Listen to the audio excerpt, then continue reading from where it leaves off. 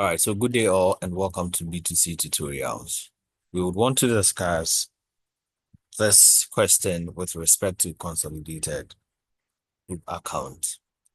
Now it says that set out below are the summarized income statement together with the income surplus account of HH Limited, BB Limited, and AA Limited for the year ended 31st March 2020. Sales, cost of sales, gross profit, administrative and general expenses, selling and distribution expenses, um, investment income, taxation, net profit after tax.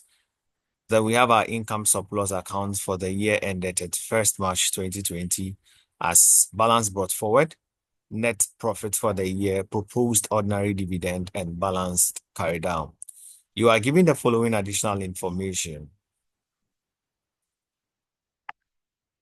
Given the following additional information, HH acquired 80% of the ordinary shareholding of BB Limited for 120 million several years ago when BB was incorporated. On 1st April 2019, HH acquired 20% of the equity share of AA. HH has the power to participate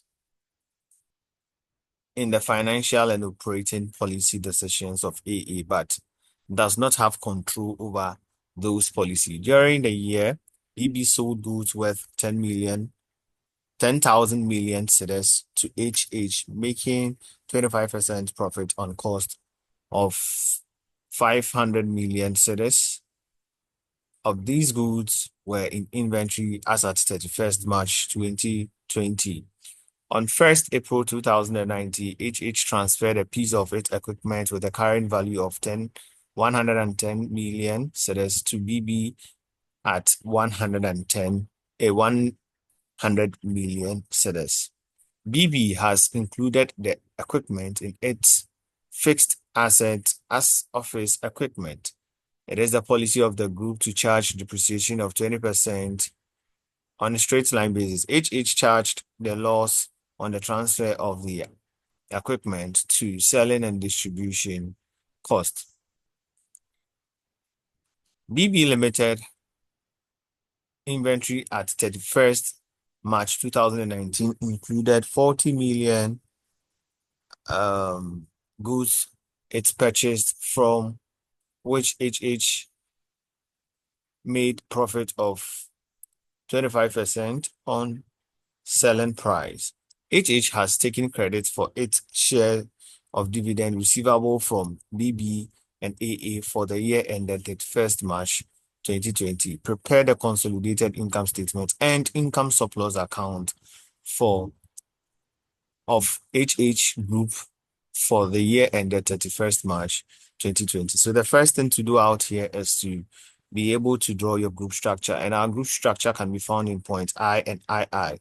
But then who is the parent will be determined from the group structure. And then we see that HH has acquired 80% of BB, making HH the parent of BB and BB becoming a subsidiary.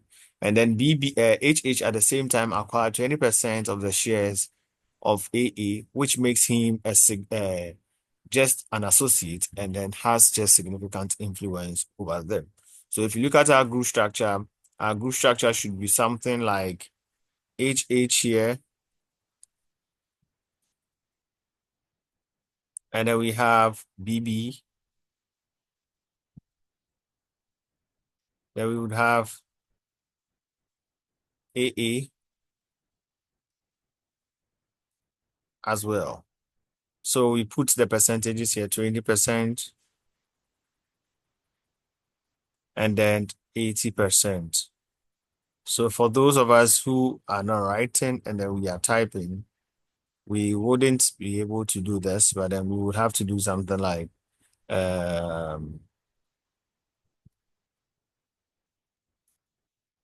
we would have to do something like this. Group structure, HH here, and then 20%, 80% for BB, and then 20% for AA. That is the group structure we've been able to determine All right.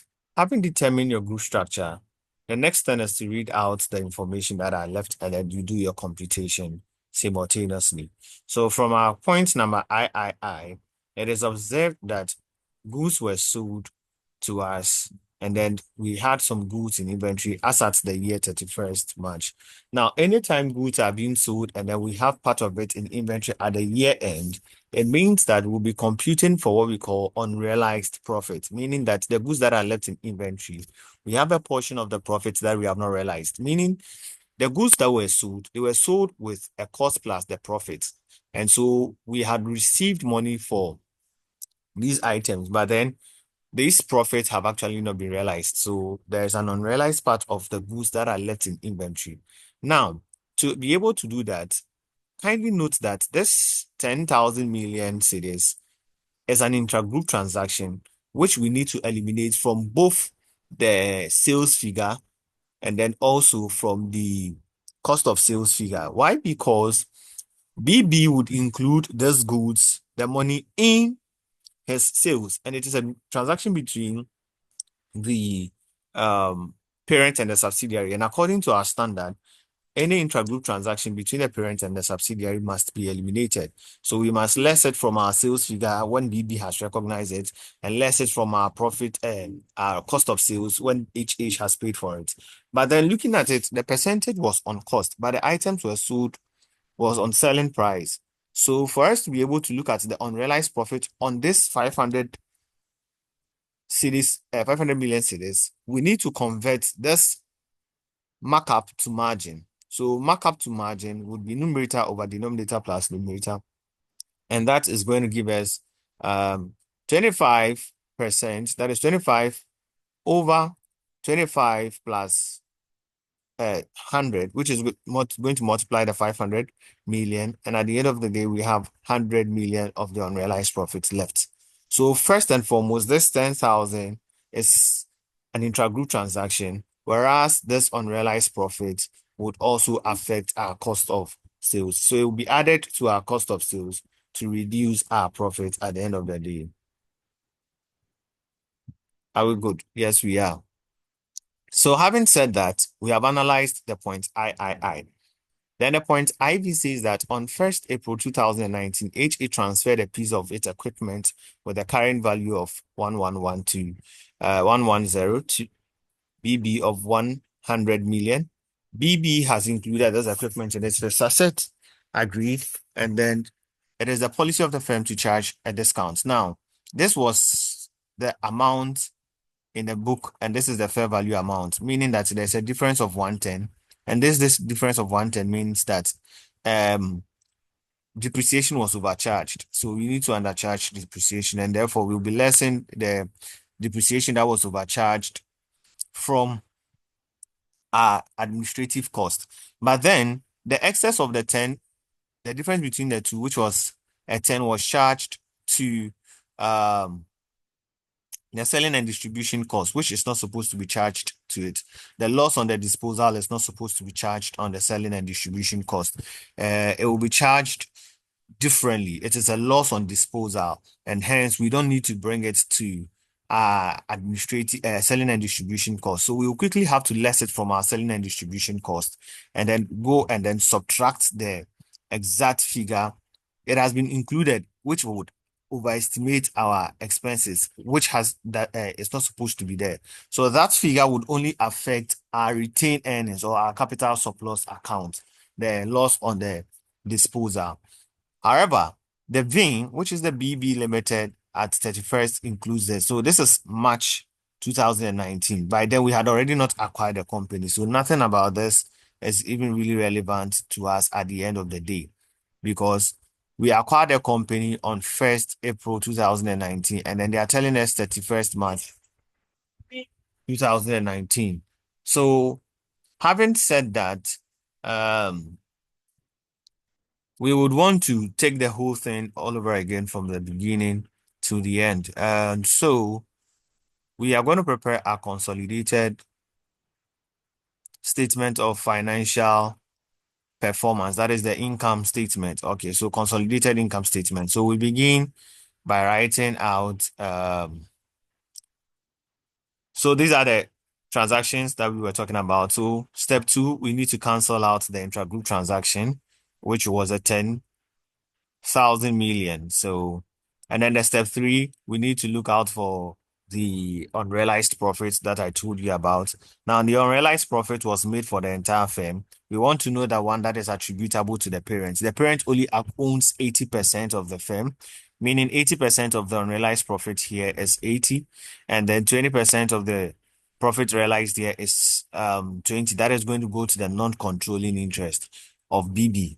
All right. Then also the fair value adjustment, just like I mentioned, the 10 million on the loss of uh, the asset was as a result of the carrying value being more than the fair value. So there's a loss. And then the loss is going to attract a depreciation because there is a depreciation of 20% on it. So 20% of that loss is going to give us 2 million cedis. That 2 million cedis would actually go and affect our administrative cost. Our administrative cost initially used to be charged to cost of sales. So if the question tells you cost of sales, you can take it there. If it says an administrative cost too, you can take it there as well. So this 2 million here on the depreciation would be charged against that. Now, having said that, let us go to our account statement and prepare. So look at our sales figure. How do we consolidate? We just pick that of the parent and then the subsidiary, and then we add them together. So the parent is 250 and then 140. 140,500. Now, we don't need anything of the associate with the exception of the profit that has been realized from them. That is what we would need to add to ours. So we don't need anything apart from the profits that they have realized that we need to add. So we only have to adjust the profit by looking at the profit. Any dividend that was subtracted, we go and add them back. Any dividend that was added, we subtract it back again. And then we would look for the percentage that is owned by the parent company from the profit, and then we add it to the parent company's profit. Okay. Having said that, let us look at it. So it is the sales plus the sales of the BB minus the intra-group transaction of the one of the 10,000, and that is going to give us this figure 381,300. Then we come to our cost of sales. Don't forget that our unrealized profit of the 100 would be added to it, and then we'll less also our intragroup transaction. So the 141,200 is that figure of the parent company, and then 86,000 is that of the subsidiary. So this 141,200 is that of the parent. This is that of the subsidiary. Then we'll come and less our intragroup transaction of the 10 million. Then we'll come and add our unrealized profit of it to it so that we will get what constitutes our cost of sales. So our cost of sales is the 21,730. When I list cost of sales from my sales, I am supposed to get what we call the gross profit. Now, after getting the gross profit, the administrative expense is just the addition of the parent and the subsidiary plus that of the depreciation. So the parent of 5,200 and the subsidiary of 28,000 plus the depreciation of 2 million. So we will add the depreciation of the 2 million to it. That gives us the 78,202. Then we'll go to the selling and distribution. I told you the loss on the disposal, according to footnote number I-VIN, is not supposed to be charged to selling and distribution costs. Hence, we are supposed to take it out from the selling and distribution costs. So the 23,000 plus the 15,400 minus the 10 million cedis that was charged to the selling and distribution account. Therefore, we would have 38,390, and that we term it as profit before taxation. Now, investment income. Most of you will be wondering why we have investment income here. Now, investment income is not supposed to come because we were told that this is the investment income that was realized, but then it was a dividend. Now, anytime a dividend appears here, we need to take the dividend out. So if you read the footnote, it says HH has taken credit for its share of dividend receivable, and that is what has reflected in the investment income. So in the dividend, this is the dividend computation. 600 cedis from BB and then 200 cedis from AA. That is the investment that constitutes the investment income. But then it is not everything that is there. We only owe 80% of it. So what is 80% of the dividend they want to share? Ours is 480. And then what is the 20% of the 200 that AA has is 40. So in total, the dividend component will be 520. And then the investment income here is 530, meaning that it constitutes 520 of dividend. And dividend is not supposed to show up in your income statement. So we would have to take the 520 from the 530, leaving us with just an investment income of what? 10. An investment income of 10. Now, just like I told you, we don't need anything from the associate apart from our percentage of the profits they have realized. So what is the profit they realized? They realized the profit of 4080. And that being the case, there is no dividend adjustment in here in the income statement. So we will not have to adjust the profit. All we need to go and do to the profit is that we pick the profit and we find the percentage of the associates. 20% of the profit is the 816. Now, when I add my taxation for the period here is 11,800 and then 3,552. When I sum them up, I would have 15,352. So we know the tradition. It is your profit before taxation plus your investment income plus your group share of the profit from the associate minus your taxation, and that is going to give us 32882. Now, that is the net profit for the year. Now, in this net profit, we want to know what constitutes the non-controlling interest and what constitutes the parent. That is what we call profit attributable. Now, first and foremost, however we do this is just for you to find the non-controlling interest profit first. Then the difference between the profit after tax and then the non-controlling interest would be that of the parent's profit. Now, how do we determine the net profit and then the share of the non-controlling interest? This is determined by quickly going to the profit for the year for BB, which is 7548. And then we adjust this profit looking at the unrealized profit component that was part, meaning that there's an unrealized profit part. So we need to less the unrealized profit from the profit that is realized here. And then we also need to less the depreciation figure that is realized here from it again, leaving us with the profits to be shared under the subsidiary. So this is it. So the profit that is for the subsidiary BB, then we less our unrealized profits, then we less the loss on depreciation, that is 2, leaving us a profit of 7446. Then we find the NCI share of the profit.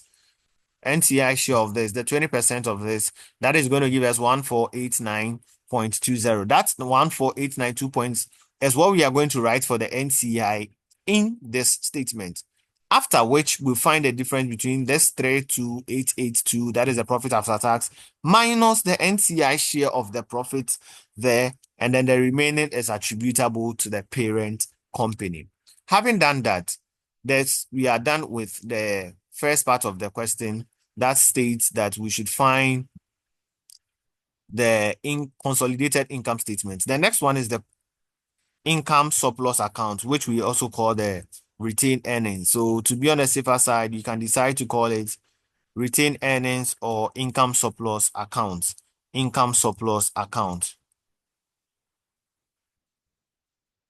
Income surplus account.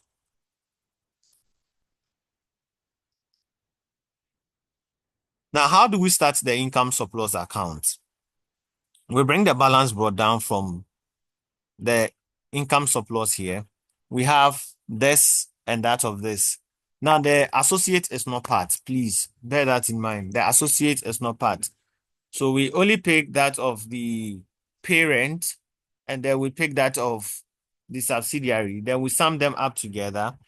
Then the next thing we ought to do is to take out from this the loss on the disposal of the asset, the loss on the disposal of the assets. That is the 10.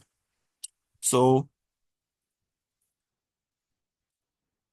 the addition of the 2 there, minus the loss on the disposal that was captured in your selling and distribution that you have left, you must come and also effect the change here.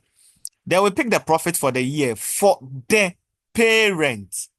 So those who are using the profit for the year for both of them, you are wrong. We only need the profit for the year for the parent. So we bring the profit for the year. That is the parent's profit for the year, because the income surplus is going for the parent. Then we less the dividend that is paid in that account, the dividend that is paid on that account. So basically, it is this balance plus the net profit. But this time around, the net profit that we need is not the net profit here. It is the net profit attributable to the parent, then minus our proposed dividend to be paid out, and that will give us the surplus income surplus account of 160,382.80. So, ladies and gentlemen, we would have to draw the curtains here. If you have any question, you can text any of the numbers available on the screen, and then we would sort you out. Do have a great time and enjoy your stay with B2C tutorials. Bye bye.